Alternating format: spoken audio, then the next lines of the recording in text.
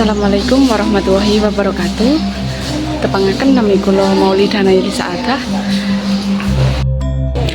Kula teng mriki ngunjungi salah setunggaling kraton teng Yogyakarta. Saderenge mlebet ing kraton ugi wajib tumbas tiket rumiyin.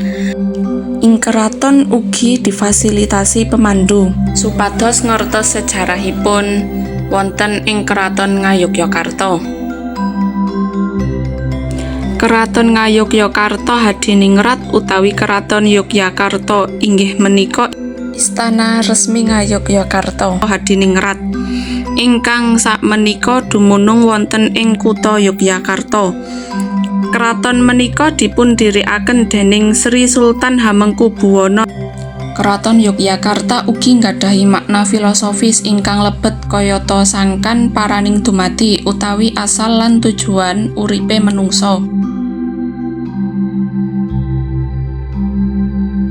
Banjur sakwise ngunjungi Kraton Ngayogyakarta, kula lan kanca-kanca ngunjungi Museum Sono Budaya kang ana ing tlatah Dalan Wijilan Panembahan, Kecamatan Kraton Ngayogyakarta. Wonten mrika ingkang dituduhaken kertas ingkang bahan dluwang, kayu, tebok lan sanesipun. Sakcekapipun wonten ing Museum Sono Budaya banjur nerasaken lampah anggone balik ana ing bis.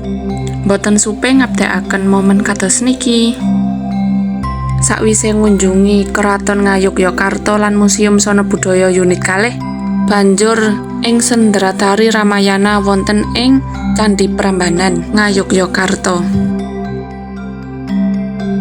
Pentasan Sendratari iki digelar ana ing wayah wengi. Pagelaran kang nyeriyosaken panguripane Ramayana lan Dewi Sinta. Dados Raden Ramawijaya kaagungan garwa asmanipun Dewi Sinta. Dewi Sinta ingkang kondhang kaendahan lan anggawe Rahwana kagungan niat kangge nyulik lan ndadosaken Sinta garwanipun. Ing tengah wana Sinta kesengsem dening kaendahanipun Kidang Kencana. Sinta nyuwun dening Rama supados mbeta Kijang Kencana iku. Rama nguber kidang kanthi pesen marang Laksmana supados njaga Sinta. Ananging Rama kaget jebul kidang kang dipun uber inggih menika Dewi Rucika, jelmaan kang dipun kirim kalih Rahwana. Banjur kidang wau melung lan swaranipun persis kaliyan swaranipun Rama. Laksmana ingkang krungu langsung siap lan methuk Rama. Dipun utus Sinta. Rama kaget nalika Laksmana methuk. Pas mulih jebul-jebul Sinta sampun ical. Jatayu matur nalika Rahwana nyulik Sinta. Rama banjur ngutus Anoman kanggo mbeta balik Sinta. Anoman dhateng Taman Soka kanggo mbeta Sinta. Ananging konangan dening Indrajit. Anoman banjur diobong.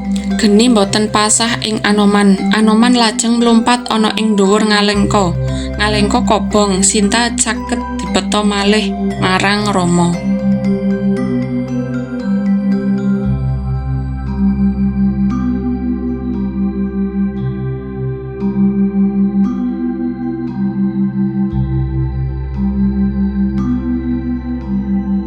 Cekap semanten vlog mini saking kula.